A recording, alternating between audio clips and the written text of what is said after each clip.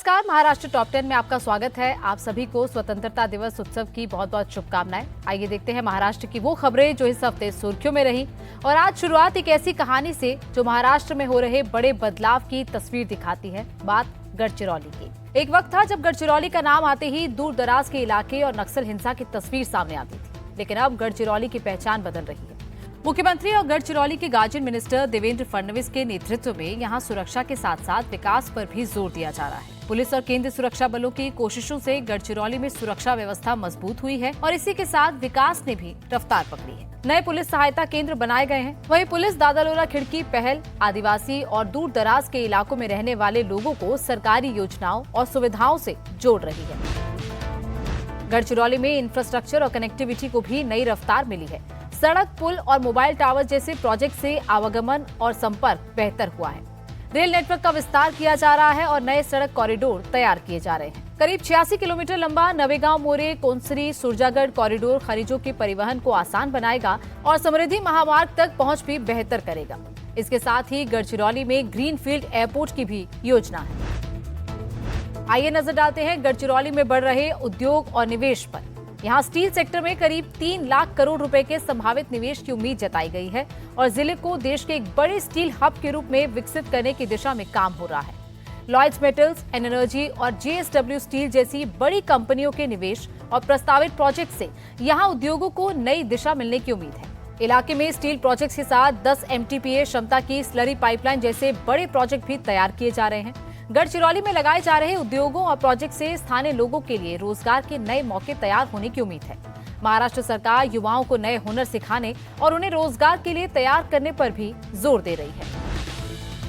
मुख्यमंत्री देवेंद्र फडणवीस की अगुवाई में गढ़चिरौली में सिंचाई और जल संरक्षण के लिए 6000 से ज्यादा काम पूरे किए गए हैं। गढ़चिरौली में शिक्षा और स्वास्थ्य के क्षेत्र में भी लंबी दूरी तय की गई है। गोंडवाना यूनिवर्सिटी ने ऑस्ट्रेलिया की कर्टिन यूनिवर्सिटी के साथ मिलकर काम करने की पहल की है, जिससे यहाँ के युवाओं के लिए बेहतर शिक्षा और नए हुनर सीखने के रास्ते खुलेंगे। वहीं बेहतर स्वास्थ्य सुविधाओं के लिए अहेरी और सिरोचा में नए अस्पताल तैयार किए गए हैं।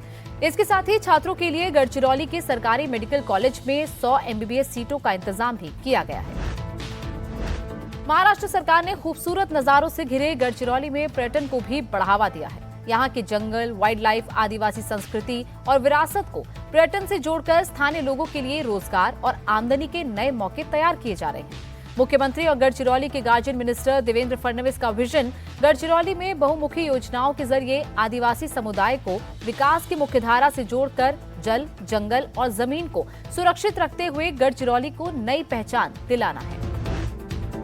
महाराष्ट्र में किसान कर्जमाफी योजना का लाभ मिलना शुरू हो गया है। पुण्यश्लोक अहिल्यादेवी होलकर किसान कर्जमाफी योजना के पहले चरण में 6,22,000 किसानों के लोन अकाउंट्स में 5,028 करोड़ रुपए सीधे जमा किए गए। मुख्यमंत्री देवेंद्र फडणवीस ने कहा कि हर पात्र किसान को योजना का फायदा मिलेगा। सरकार ने बैंकों को इन किसानों को खरीफ फसल के लिए नया कर्ज तुरंत देने के निर्देश भी दिए हैं। कोल्हापुर में मुख्यमंत्री देवेंद्र फडणवीस और उप मुख्यमंत्री सुनेत्रा अजीत पवार की मौजूदगी में 1,850 करोड़ रुपए के कई विकास कार्यों का डिजिटल उद्घाटन और भूमि पूजन किया गया। इनमें रेनोवेशन के बाद तैयार ऐतिहासिक केशवराव भोसले थिएटर, CPR अस्पताल और सरकारी मेडिकल कॉलेज पे 600 करोड़ रुपए से ज्यादा के विकास कार्य और मेजर ध्यानचंद हॉकी स्टेडियम में करीब 7 करोड़ रुपए की लागत से तैयार एस्ट्रोटर्फ मैदान शामिल है। नागपुर में दिव्यांग लोगों की मदद के लिए 3 दिन का खास कैंप लगाया गया। मुख्यमंत्री देवेंद्र फडणवीस की मौजूदगी में दिव्यांगों को जयपुर फुट और दूसरे जरूरी डिवाइसेस मुफ्त दिए गए।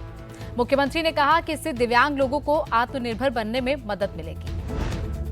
महाराष्ट्र को ग्लोबल कैपेबिलिटी सेंटर का बड़ा हब बनाने के लिए राज्य सरकार ने 400 नए GCC स्थापित करने का लक्ष्य रखा है। पुणे में आयोजित GCC प्रोस लीडरशिप समिट में मुख्यमंत्री देवेंद्र फडणवीस ने बताया कि इससे 4 लाख हाई स्किल नौकरियां और 50,000 करोड़ रुपए का निवेश लाने का लक्ष्य है।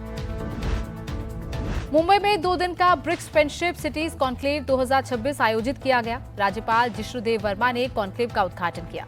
मुख्य अतिथि उप मुख्यमंत्री एकनाथ शिंदे ने ब्रिक्स देशों से शहरों के विकास के लिए तकनीक, अनुभव और नए विचार साझा करने की अपील की। उन्होंने कहा कि महाराष्ट्र के शहर आर्थिक विकास की ग्रोथ इंजन है। महाराष्ट्र टॉप 10 में इतना ही। हम फिर लौटेंगे महाराष्ट्र की नई खबरों के साथ।